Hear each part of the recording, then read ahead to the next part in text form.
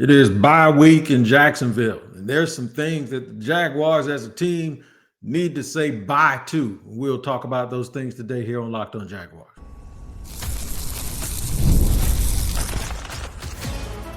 You are Locked On Jaguars, your daily Jacksonville Jaguars podcast. Part of the Locked On Podcast Network, your team every day.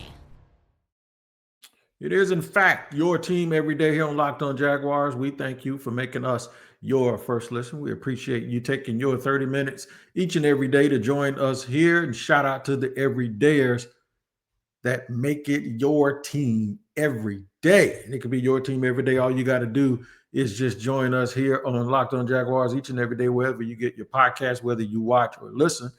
Like today's episode is brought to you by FanDuel. Right now, new customers can bet just $5. And if your bet wins, you'll get $300 in bonus bets across the app.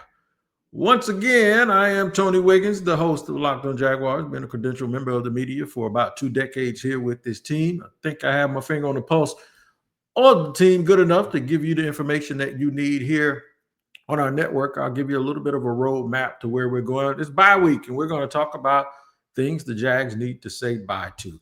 In segment 3, I'll talk about quarterback protection issues. That is a big, big problem. Right in the middle, pre-snap issues, whatever the deal is, and lining people up and doing all of those things that put the Jaguars behind the sticks. That's problematic. But first and foremost, we're going to deal with this. We're going to deal with drops by wide receiver. And I said wide receiver, not wide receivers, because I'm basically talking about Brian Thomas Jr. more than anybody else, because he's not the only one dropping balls, but he's the one that's doing it the most egregiously. And it is absolutely affecting the bottom line of this team. Now, I know there's some people out there that's going to say, I heard your show yesterday. You talk about Trevor Lawrence. And you saying that Trevor Lawrence needs to do this and Trevor Lawrence needs to do that, and he ain't this and he ain't that. And don't be trying to bow down to pressure now and start naming all this other stuff. No, it's 2 things can be true at one time. So I'll explain this really, really quick before I get into today's show. I do 6 shows a week during the season when there's a game, 5 when there's not a game, right? So for 30 minutes, if I want to address one thing, it doesn't mean that there's nothing else wrong. In fact, it doesn't mean that there are not contributing factors to that one thing that make that one thing what it is. My problem is with the quarterback position is it's weighted. There's 53 guys on a team, 53 pieces of responsibility. That is not what this is. And no matter who tells you that lie, you need to stop listening to them. The quarterback gets the credit when things go good, and he gets the credit when things go bad, or the discredit when things go bad. Trevor Lawrence has had more drops since he's come into the league than anybody. We recognize that. And it's not even the same group of receivers, right? And people love to throw that one stat at you. Not one thing about stat. I love to catch them and ball them up and throw them back at you with a little bit of sauce on them. He also leads the league in turnovers since he's come into the league. And all of them ain't because they were Hail Marys or they were drops or they were tip balls, all right? So this is where we balance this out a little bit. They got to help number 16 in a lot of ways. In fact, if they don't drop all of those balls, I think his completion percentage goes way up, and they keep more drives going. And there's a chance they wouldn't be 4-3, that they'd probably be a little bit better, maybe 5-2, or maybe even 6-1. Perhaps 7-0 if Brian Thomas Jr. catches the ball and runs through a linebacker and makes the first down in Cincinnati. Or if De'Ami Brown catches a ball in the end zone where the game would have been. So it's possible that they could be 7-0. And guess what? Tony Wiggins will be sitting here telling you. He would be sitting here telling you, minus all of those drops, minus all of that stuff, we're happy the Jaguars are winning. But in order for them to get to the next level, Trevor has to not throw the ball when he's past the line of scrimmage. He has to not lock onto his first read. In order for them to win, with him being in year 5, he has to have better ball placement. They're depending on him, right? So all of these stories come out now after I said what I said Sunday, because I reached the tipping point of watching him not be the leader that we expect. Now they're saying, I heard my man Pete Prisco said something about guys not wanting to catch the ball and the ball being inaccurate. We even heard Liam Cohen mention yesterday again, or the day before, there's a lot of issues with a whole bunch of stuff. It's not just one person. And he also said these two words, ball placement, right? So there's a lot of things that Trevor Lawrence does, and the results that he's getting, a lot of it's other people's fault. We just talked about it. The line can't block. He's running for his life. But what's new, right? So what is new about his performance also by itself? That's what I was pointing out yesterday. Now, I'm going to shift and point out all of these other things that everyone kept bringing up to me as the singular problem. I never said that Trevor Lawrence was the singular problem. What I said yesterday, he is the biggest issue. And the reason why is, even though he's not the most egregious example, he's the bigger issue, because more of him is required, because he is the quarterback who makes a boatload of money. And the money is not just like me counting other people's pockets. The money part of it represents the commitment, long-term commitment, and how hard it is to recover when that commitment doesn't work out, a la Blake Bortles. So my point is nobody said he was the only one. No one said that he was the worst offender. I just think to whom much is given, much is required. He's the only person that is guaranteed to touch the ball every single play that he is on the field. Quarterback, right? I saw Drake May play last year with no receivers and a bad offensive line, and I said he is overplaying their structure. Cam Ward ain't got no talent over there in Tennessee. He is overplaying their structure. There's a way that you can look and tell whether a guy is just going along, even though he's not the problem. Can he be the solution? I'm going to help people today by pointing this out. We're going to talk about Brian Thomas Jr. I have no idea what it's like to catch a ball going over the middle with folks humming down on you. And there have been a lot of people that sit here and complain about the offense. Well, the offense, the way it's structured, it runs people into traffic. And then I look at Puka Nacua and I look at Devontae Adams and I say that's the same offense. And they're not getting hit like that. And if they are getting hit, they're absorbing the hit. Something is different. It's pretty much the same offense they're running up in Minnesota. Jordan Addison and, of course, Justin Jefferson catching everything, running all over the place, right? And they're not getting hit. So I'm not going to sit here and blame it on the offense. I'm going to blame it on the people that's dropping the ball. And I'm going to also say, is there anything real to this ball placement issue?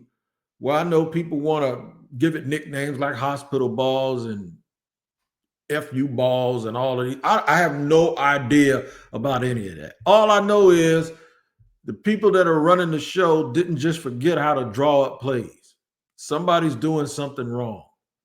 Even if Brian Thomas Jr. caught all of those balls, why does he have to get hit like that every single play? And that's not an excuse to say he couldn't catch it.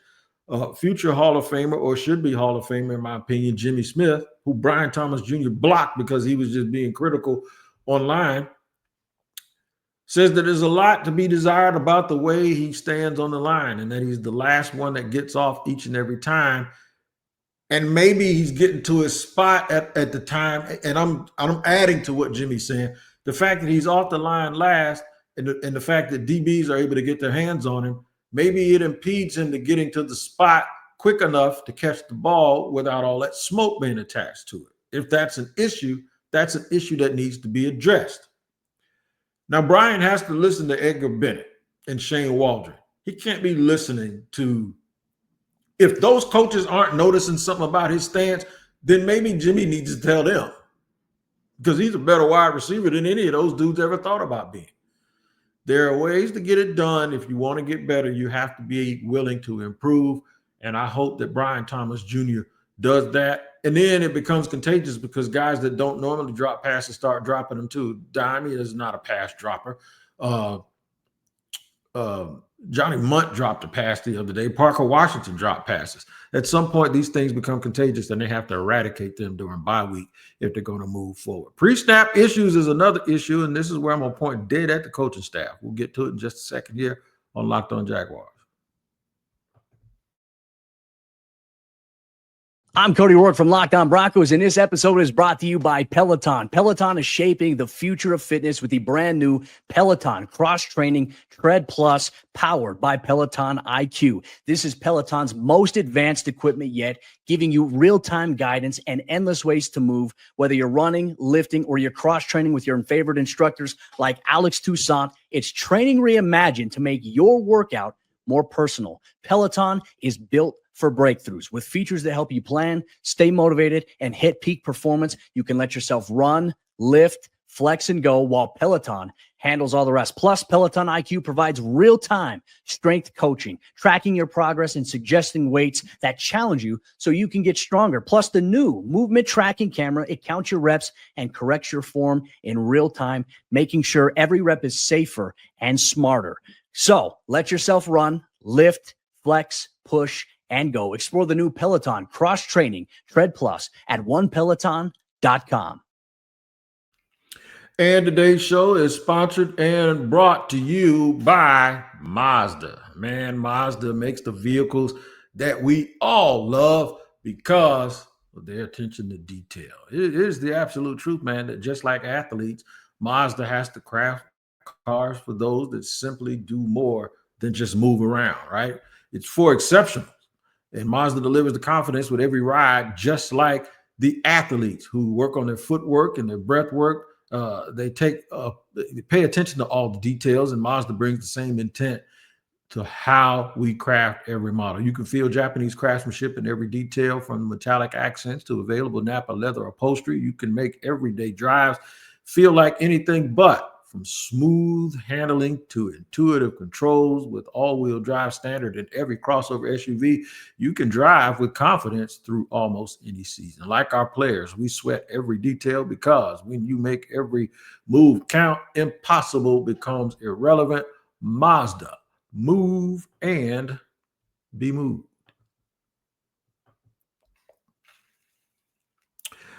Getting back to it here on Locked On NFL and Locked On Jaguars, rather, where it's your team every day. We thank you for making us your first listen, discussing the things that the Jaguars need to say bye to during their bye week.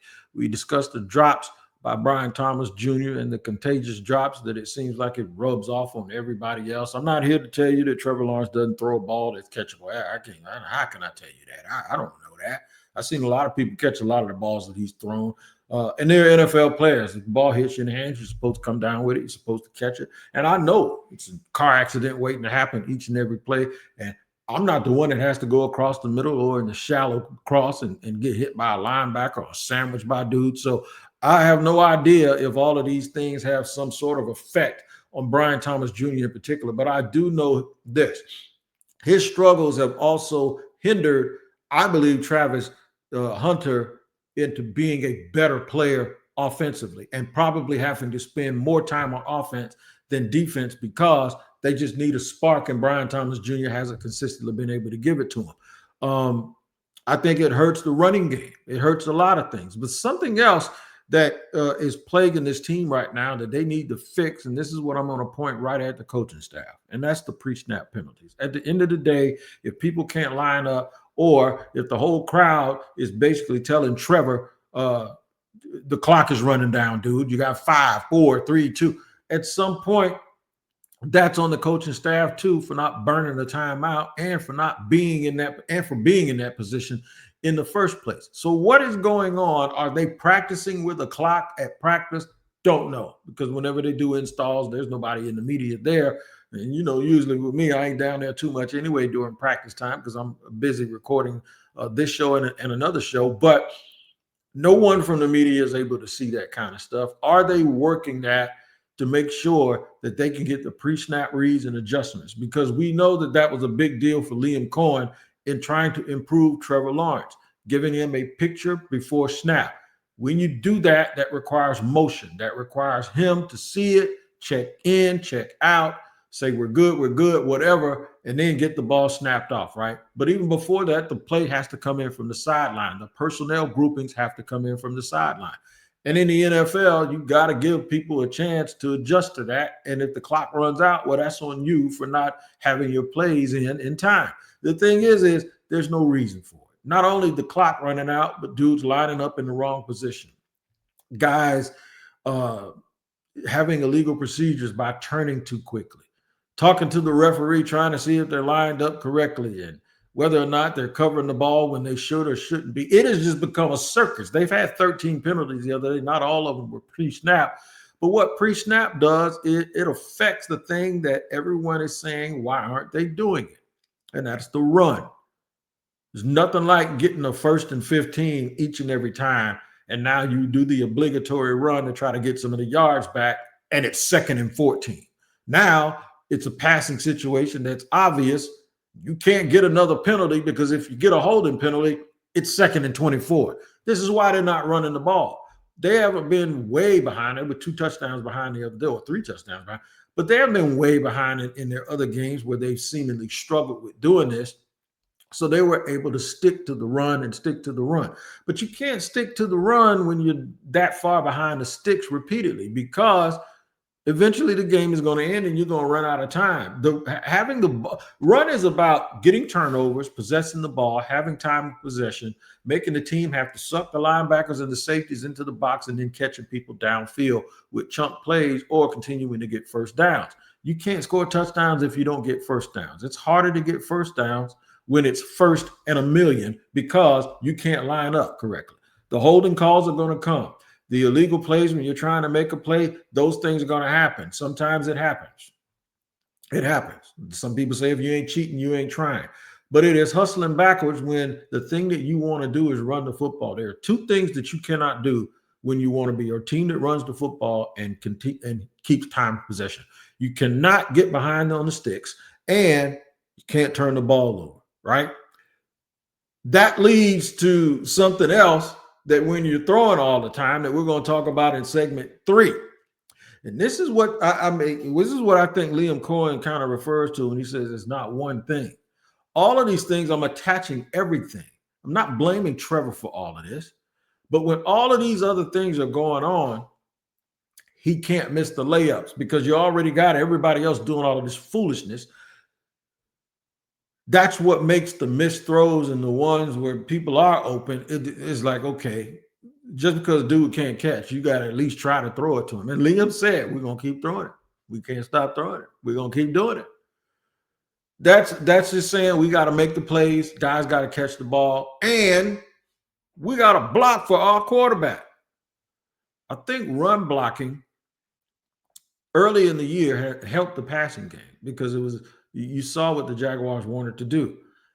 They got to stop outsmarting themselves, too, because 2 games in a row they came out trying to throw it because they were attacking what they perceived to be the other team's weakness. Now, we've seen Seattle in games prior to the Jaguars, and in the week after that, Seattle's front 7 is very, very good. They were underrated coming in. They were just banged up for a while, and there was some concern from some people from Seattle, even though statistically they were fine. Teams were attacking them through the air because they've had injuries in their secondary, and the Rams is the same thing. We saw the Detroit Lions last night have only 1 starter out of their entire 5-man starting secondary, and guess what? They played lights out, and Tampa tried to attack them, and Baker Mayfield had way more throws than they ever wanted him to have, and Tampa ended up losing. This is where there's a little bit of where you have to play to your strengths, but you also attack the weaknesses of the other team, but you don't just throw out your identity to just attack their weaknesses. And Liam mentioned it, but then they got behind against the Rams, mainly because of penalties and poor play on defense and giving up plays on defense. I'm not even mentioning improved pass rush and safety because those things need to improve too. But as I told you at the top of the show, you got 30 minutes, man. You can't talk about everything. I'll talk about those things tomorrow and maybe what they need to try to address before the trade deadline. But those pre-snap issues in and of just by themselves are so counterintuitive to the way most teams want to play, but especially a team that want to take some of the pressure off your quarterback and use the running game and give him a little bit of a clearer picture of where you want to throw the ball. So far, drops by the receiver, pre-snap issues that go to coaching, that go to repetition. Remember my analogy, I said by the time you go see a Chris Brown concert, you didn't see all of the things that led to that choreography being well. Just like that concert, you don't need to see guys stumbling on themselves and screwing up at the game. The game is the concert. We need to see what you've been working on all week. And it gives the appearance that the Jaguars are not working enough on those little details that will enable them to not get behind the stick. So we'll get to quarterback protection issues, and this might be a harder one to fix than everything else. We'll discuss that in just a second here on Locked On Jaguars. Told y'all about FanDuel, man, and I'm going to tell you again, FanDuel is the absolute truth. We are beyond 7 weeks of the league. By the time the Jaguars come back to play their 8th game, we will be in week 9. And guess who will be right there with you? FanDuel. Right now, though, if you are a new customer, you can bet $5 and get $300 in bonus bets if you win. That's right. Pick a bet, put down $5, and if it hits, you'll unlock $300 in bonus bets.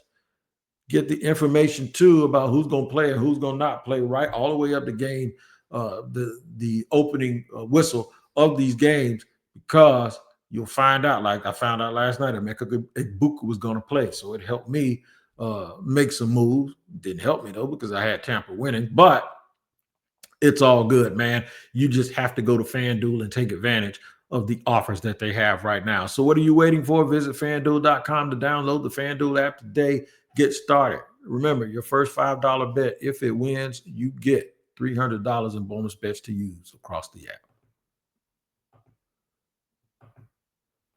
Third, final segment here on Locked On Jaguars, where it is your team every day. Always thank you for making us your first listen. We're going to talk about quarterback protection. We've discussed drops that just kill drives that also make the Jaguars have to punt. We're going to talk about the punter and the kicker, too. We'll get to them tomorrow because they got a lot of things. See, for them to be 4-3, they got a lot of things that they need to fix, right? And I know there's a crowd out there that believes, man, after 7 games, they're 4-3. Y'all can't complain because this is about the way we thought they were going to be. Well, no, but if you watch each game individually, they could be 6-1 or 7-0. I say 6-1 because the Rams just had their number the other day. They could be 6-1. You always want them to be better than you anticipated or hoped, because what your expectations ain't got nothing to do with what's going on out there. Their expectations, your expectations ain't affecting them when they get hit. When somebody has to block somebody, when Trayvon's sitting there having to play with a club on his hand, that has nothing to do with the game. And I'm sorry to tell everybody. There's a lot of people that think that missed the game because they were working and say, if I was watching, they would have won. Or if I had been at the stadium, they would have won. That's what that's when you tell me what your expectations were and you say, I'll take it. That's what that sounds like to me. No, I'm looking at what I see on the field. I ain't talking about expectations. I'm talking about those penalties. There's a variance here. They're probably the most penalized team in the league, while they lead the league in turnovers that they're causing. I mean, you gotta stop shoveling poop on yourself, man. If you want to ever, my goal is to win a championship. Whether it's this year, next year, the year after, there has to be growth and improvement. Now, it's only 7 games in. You're right, but guess what? You don't sit there and go, well, we're just 7 games in. You think anybody down there can make that excuse? So at what point and how many games can we finally start talking about what we see? I'm just curious. You wait till the end of the year to say it when it's plainly obvious to everyone else? Or when can you talk about what you see that they're doing wrong? Y'all ain't got no problem talking about those drops. So I can talk about everything else. That's what we do here. And we have to get out of this thinking that, okay, whatever the biggest problem is, if we get rid of that one thing, like the drops, yeah, you get rid of the drops. I don't know how many more games you win. You probably do win 1 or 2 more games, but that doesn't mean that the rest of your problems are going to go away. But those things are all complementary to each other. So maybe there's some truth to it. But there's a way See, if Brian Thomas Jr. keeps dropping the ball, here's your solution. You bench him. That's what you do. Or you go get somebody else before the trade deadline. Period. But your offensive line blocking, well, there's a lot of issues with that. I think right now I'm going to chalk it up to guys being a little bit unhealthy. I think the bye week came in at a good time for Anton Harrison, for Pat McCary. McCary hasn't played well, and I really do believe that it's because he was banged up. They got Robert Hainsey back, but I don't think he was 100%. I think these 2 weeks off are going to do him some good.